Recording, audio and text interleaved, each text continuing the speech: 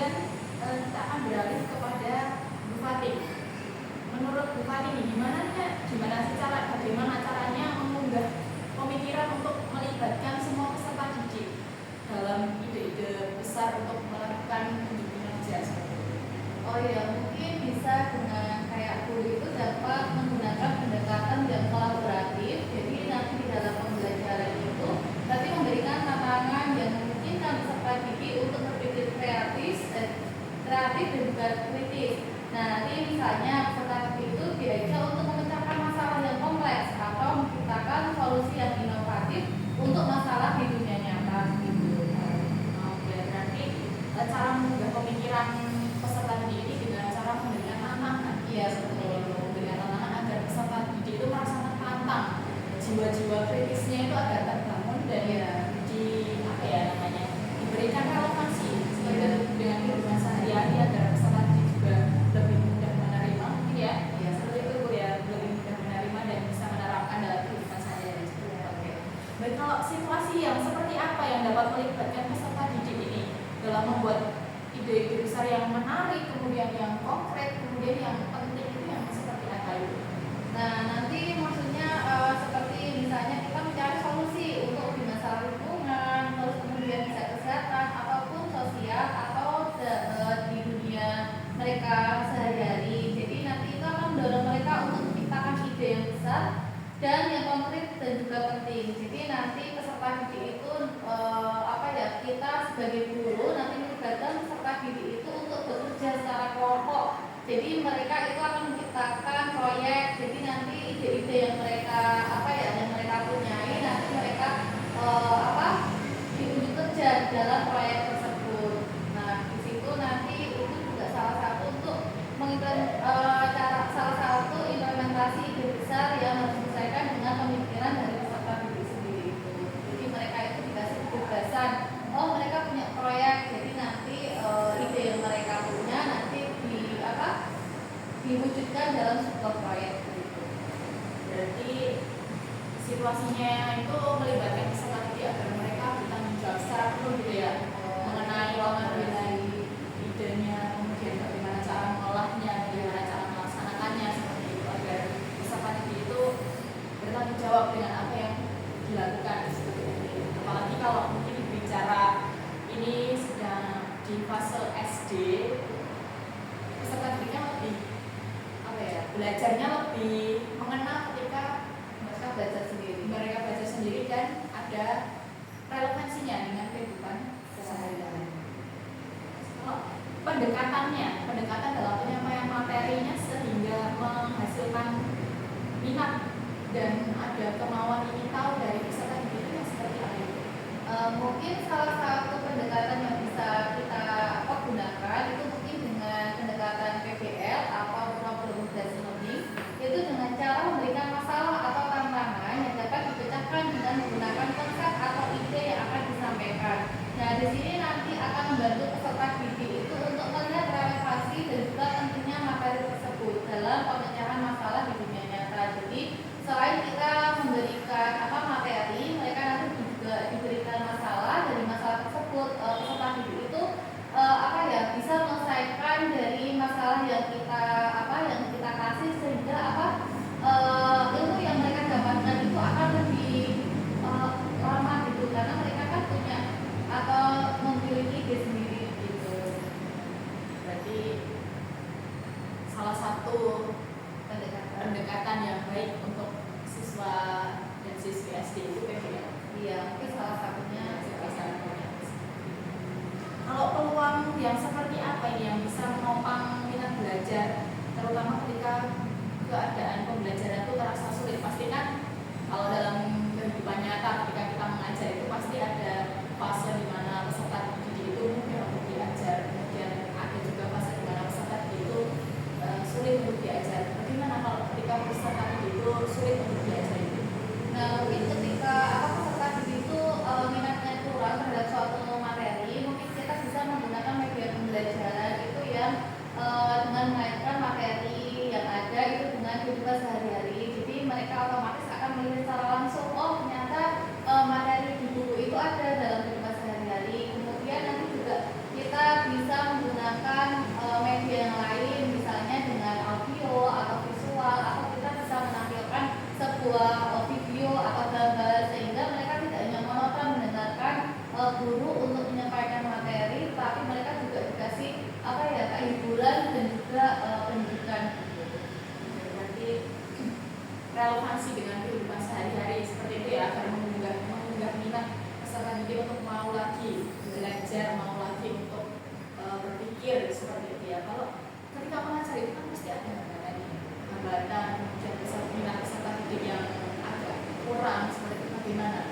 hambatan-hambatan agar bisa memberikan pengambilan resiko yang rendah, imajinasinya kurang, kemudian kurangnya berani untuk mempertanyakan dan ketidakmampuan dalam memutuskan sesuatu, itu hambatannya seperti apa? Mungkin salah satu atau hambatan yang sering kami temui ya, mungkin itu ada salah satunya yaitu kurangnya rasa percaya diri. Jadi nanti di sini tuh peserta didik itu kurang memiliki rasa percaya diri untuk maju ke depan kelas maupun mengungkapkan pendapatnya pada saat pembelajaran.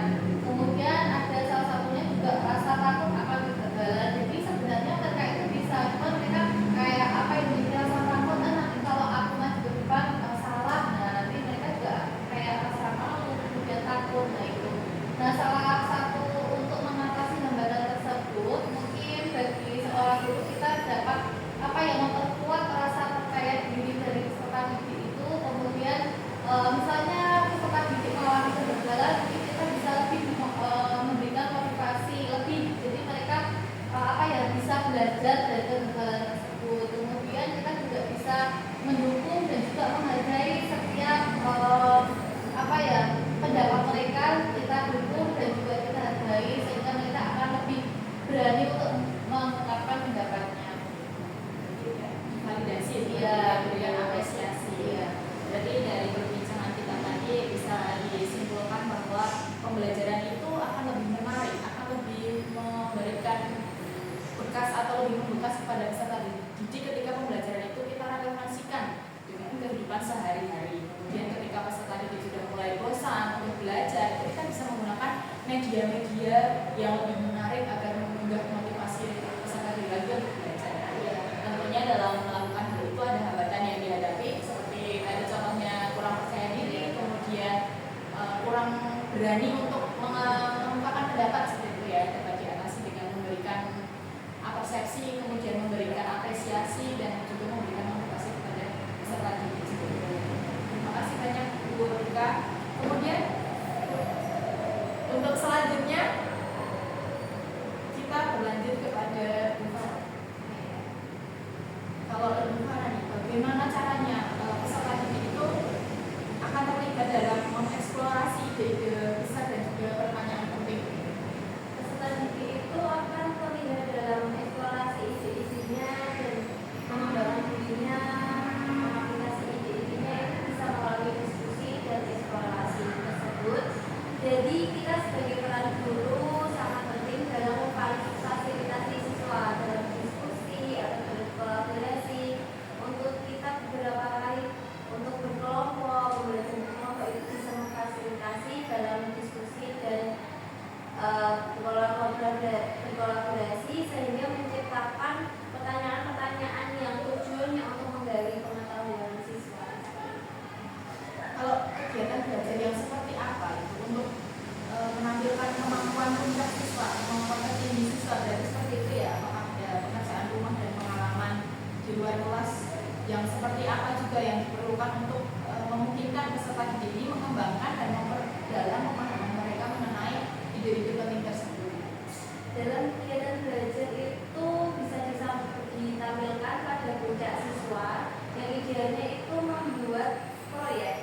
Siswa mengerjakan proyek sendiri, membuat konsep sendiri, mengerjakan proyek itu sendiri secara diskusi atau kolaborasi secara berkelompok sehingga bisa dipresentasikan dan bisa dibahas bersama di depan kelompok lainnya di kelas seperti itu. Berarti ini bisa sedikit simpulkan bahwa caranya untuk peserta didik ini terlibat dalam ide-ide besar itu mereka lebih mengeksplorasi diri mereka, ide-ide yang mereka miliki dan mereka bisa mengembangkannya agar bisa menjadi lebih baik dan membekas dalam diri mereka. Dan juga dibutuhkan kolaborasi. Oke. Terima kasih Bu Farah. Kita akan beralih ke Ibu Faras mengenai maaf ya, agak batuk kering gitu karena nggak ada minumnya. Iya, belum disediain ya. Bagaimana nih peserta didik akan dipandu untuk memikirkan kembali pemahaman mereka tentang ide-ide penting yang sudah dibuat seperti itu? Dengan caranya dia itu memberikan pertanyaan-pertanyaan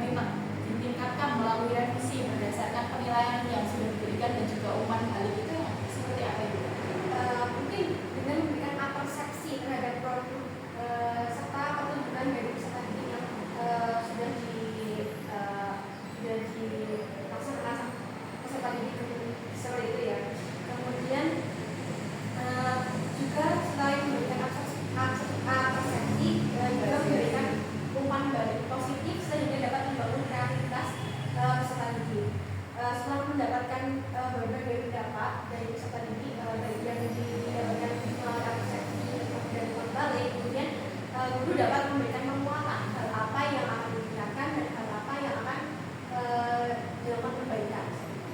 Berarti pentingnya untuk memberikan umpan balik dan apresiasi dari guru kepada peserta didik itu agar peserta didik bisa mengevaluasi lagi pekerjaan yang sudah dilakukan dan peserta didik juga diberikan penguatan terkait dengan tugas yang sudah dilakukan seperti itu ya. Kalau peserta didik itu gimana sih caranya peserta didik itu didorong untuk merenungkan pembelajaran dan kinerja mereka yang sudah dilakukan sebenarnya?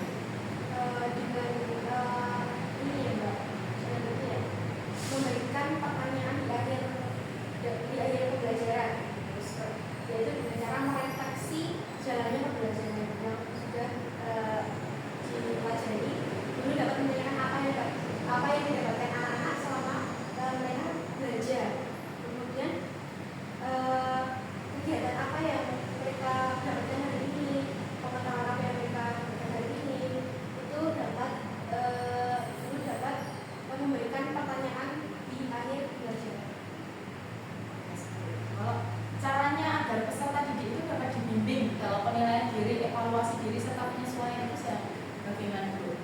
Cara membimbing peserta didik dalam penilaian diri, evaluasi diri, dan penyesuaian diri adalah setidaknya guru itu dapat mempelajari dan menguasai tentang KSD atau kompetensi sosial emosional dari peserta didik terlebih dahulu, sehingga kita dapat tahu, kita sudah dapat tahu bagaimana manajemen diri, kesadaran sosial, kesadaran diri, keterampilan anak dalam berrelasi serta keputusan yang bertanggung jawab dari anak tersebut.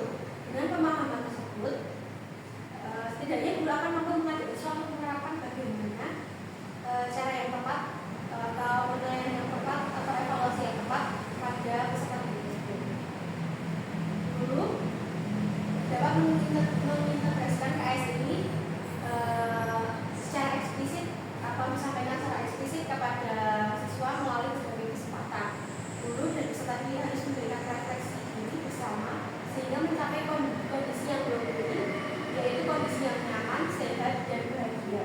Jadi beberapa materi tentang KSD, kemungkinan cara yang dapat dikenalkan peserta didik yang sesuai dengan pertanyaan adalah kompetensi kesadaran diri, di mana kemampuan ini diperkenalkan kepada siswa untuk memahami perasaan, emosi, serta nilai-nilai diri dan bagaimana pengaruhnya pada perilaku diri dari berbagai situasi dan konteks dalam kehidupan sehari-hari. Berarti cara agar membimbing peserta didik untuk melakukan penilaian diri, evaluasi diri serta penyesuaian itu dengan menggunakan KSE dan juga untuk memahami lagi tentang perasaan, tentang emosi, tentang nilai-nilai diri sendiri dan bagaimana pengaruhnya atau bagaimana pengaruhnya perilaku tersebut kepada lingkungan dan kehidupan seperti itu. Kalau bagaimana sih peserta didik itu terlibat dalam evaluasi di akhir untuk mengidentifikasi diri, menetapkan tujuan masa depan dan untuk memiliki semangat belajar? Mungkin dapat menyiapkan rancangan pembelajaran yang dimana di dalamnya itu mencakup tentang evaluasi secara kognitif untuk mengukur pengetahuan dan keterampilan yang diperoleh melalui proyek atau kalau di kurikulum Merdeka ada proyek penguatan pelajaran Pancasila P5 melalui berbagai proyek tersebut. Setelah hal tersebut dilakukan, guru dapat mengajak peserta didik untuk melaksanakan evaluasi dan merefleksi secara bersama terkait dengan hal yang ingin dicapai pada kegiatan proyek tersebut. Jadi terlibat dalam evaluasinya itu salah satunya dengan menggunakan P5 ya, proyek P5 penguatan pelajaran Pancasila sebenarnya. Kalau gimana sih caranya agar peserta didik itu dibantu untuk terlibat, untuk melihat apa yang telah mereka pelajari dan apa yang membutuhkan penyempurnaan lebih lanjut seperti itu. Ini kita kembali ke pertanyaan yang tadi ya, bagaimana selanjutnya akan dibantu untuk melihat apa yang telah mereka pelajari. Kembali lagi ke guru dapat melakukan pertanyaan di akhir proyek dengan cara merefleksikan kembali materi yang sudah mereka pelajari, sehingga peserta didik dapat mengukur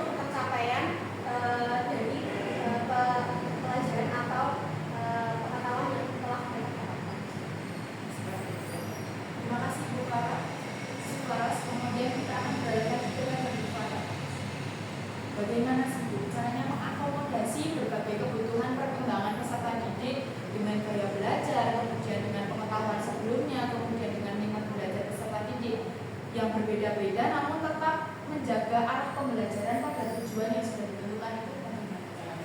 Iya, dengan mengakomodasikan berbagai kebutuhan perkembangan dan gaya belajar, pengetahuan sebelumnya dan minat peserta didik itu juga bisa dilaksanakan dengan menerapkan asesmen diagnosis awal. Dengan siswa kebutuhan belajar yang berbeda-beda, gaya belajar yang berbeda-beda, tentunya kita harus memetakan terlebih dahulu bagaimana instrumen asesmen selanjutnya, apa tindak lanjutnya, begitu yang harus disusun oleh guru tersebut. Tentunya instrumen yang disusun sudah harus memenuhi kriteria untuk menentukan dari kebutuhan belajar maupun gaya belajar tersebut. Dari menentukan perkembangan belajarnya, terus dengan visual dan kinestetiknya yang sesuai dengan minat peserta didik.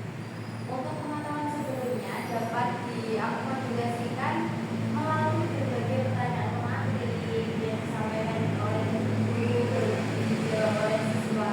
Dari situ kita bisa melihat beberapa kebutuhan siswa yang berbeda dengan mengembalikan pemikiran siswa terhadap pembelajaran yang telah dipelajari sebelumnya. Berarti caranya untuk mewadahi, mengakomodasi perbedaan dari kebutuhan peserta didik, kemudian gaya belajar, kemudian pengetahuan sebelumnya dan juga minatnya, itu bisa dilakukan dengan memberikan asesmen diagnostik terlebih dahulu ya, kemudian dibedakan untuk caranya sesuai dengan kemampuannya masing-masing. Kalau dalam pembelajaran itu kita sebagai guru pasti sudah membuat rencana tujuan pembelajaran yang sudah pasti. Namun kan sebagai manusia kita juga memiliki batasan tertentu ya, tentunya ketika kondisi kelas tidak sesuai dengan apa yang kita inginkan, kemudian ada perubahan kondisi, itu bagaimana cara memaksimalkan keterlibatan dan efektivitas pembelajaran itu seperti apa itu? Untuk menyesuaikan rencana pembelajaran yang sudah terjadi di kelas itu bisa dengan melihat kondisi dan kemampuan peserta didik selama pelaksanaan pembelajaran berlangsung. Jadi apabila rancangan yang dibuat dirasa tidak sesuai dan tidak terpenuhi oleh guru, bisa membuat rancangan baru yang sesuai dengan kondisional di kelas untuk sesuai dengan kebutuhan peserta didik. Ya, untuk guru juga bisa menyampaikan, jadi guru lebih fleksibel dalam menyampaikan pembelajaran di kelas sesuai dengan kondisi di kelas. Untuk guru juga harus mempunyai kemampuan untuk membuat keputusan yang bertanggung jawab atas apa yang harus disampaikan kepada siswa. Sebagai inovasi dan kreativitas juga dibutuhkan guru untuk menyesuaikan atau bahkan merubah rencana pembelajaran di awal yang sudah direncanakan sedemikian rupa, yang tentunya itu harus sesuai penyesuaiannya atau perubahan rencana pembelajaran itu bisa dilaksanakan dan tidak mengubah tujuan awal pembelajaran dan dapat dipertimbangkan untuk keberlangsungan di kelas keterlibatan peserta didik, efektivitas pembelajaran yang berlanjut.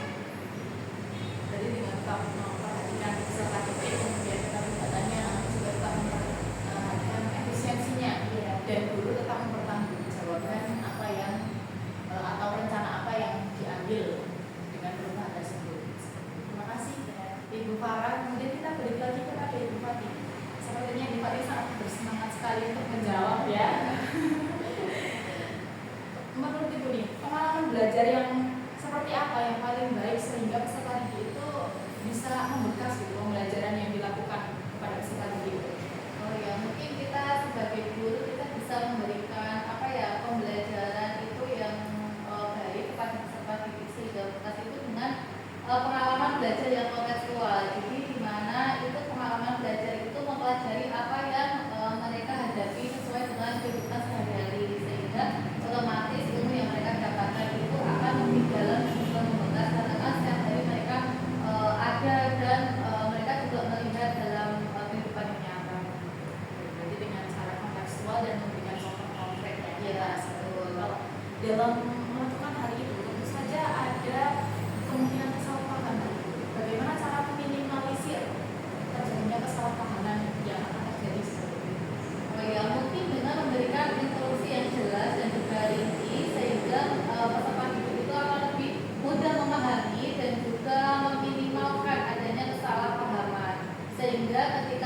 sudah sebagai guru kita sudah memberikan instruksi dengan jelas, otomatis peserta didik juga akan paham, sehingga nanti mereka juga akan lebih ilmu yang mereka dapatkan juga akan lebih luas dan juga lebih mendalam.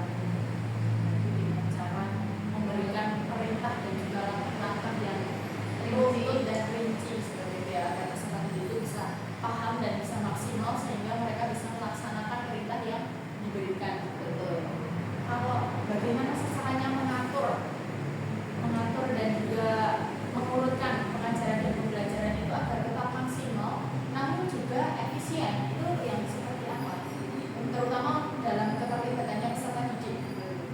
Oh ya, mungkin dengan cara misalnya kita bisa memberikan pertanyaan tematik kepada peserta didik, sehingga nanti peserta didik itu juga akan berpikir secara kritis dan berpikir tingkat tinggi. Kemudian efektivitasnya itu kita sebagai peserta didik itu bisa dengan memaksimalkan dengan adanya manajemen waktu yang baik, sehingga dalam pelaksanaan pembelajaran itu berjalan sesuai dengan rencana awal yang telah kita susun, atau telah misalnya kita tujuannya apa, jadi nanti kita juga sebagai guru harus memanajemen waktu dari awal sampai akhir biar sesuai dengan media ataupun dengan tujuan awalnya apa. Oke, berarti manajemen waktu ya, manajemen waktu dari guru yang baik itu akan memaksimalkan dan membuat efisien pembelajaran yang berlangsung. Terima kasih banyak pada narasumber saya yang sangat luar biasa ini. Tentunya kita berbincang mengenai desain pengalaman pembelajaran peserta didik menggunakan kerangka pembelajaran. Kita mendapatkan ilmu yang sangat banyak sekali. Yang pertama mungkin dapat saya simpulkan mengenai pembelajaran yang akan dilakukan di masa sekarang ini sangat relevan dengan filosofi yang sudah dihadirkan oleh Ki Hajar Dewantara, terutama pada kurikulum Merdeka yang mana itu berfokus atau sangat berfokus kepada peserta didik dan mengembangkan potensi dari peserta didik itu sendiri. Kemudian mengenai tadi manajemen waktu, manajemen guru itu sangat penting ketika dalam pembelajaran di kelas, bagaimanapun caranya, karena itu akan memberikan pembelajaran yang efisien, tapi peserta didik juga tetap memahaminya. Dan bagaimana caranya membuat pembelajaran itu tetap membekas atau memberikan kesan yang mendalam kepada peserta didik itu dengan menghadirkan contoh nyata dan merelevansikannya dengan kehidupan sehari-hari, sehingga peserta didik itu dapat memahami secara langsung. Dan dengan cara ada juga tadi dengan membuat proyek-proyek seperti itu ya, menggunakan metode atau pendekatan PBL atau problem based learning dan juga project based learning seperti itu. Kemudian cara mengevaluasi atau merefleksikan diri peserta didik itu bisa dilakukan dengan cara KSE, itu yang meliputi mengenai manajemen diri, kemudian kesadaran sosial, kemudian kesadaran diri, kemudian kesadaran keterangan berrelasi serta keputusan dan yang bertanggung jawab. Serta penilaian itu tidak hanya sebatas penilaian kognitif saja, tapi mencakup juga karakter seperti sopan santun, kemudian bertanggung jawab, kemudian emosionalnya dari peserta didik itu seperti apa. Banyak sekali ilmu yang kita dapat pada hari ini. Mungkin kita bisa berjumpa di lain waktu, berbincang-bincang lagi di lain waktu. Terima kasih atas kesempatan yang diberikan. Kami dari SD Negeri 1 Prambanan pamit undur diri dan sampai jumpa.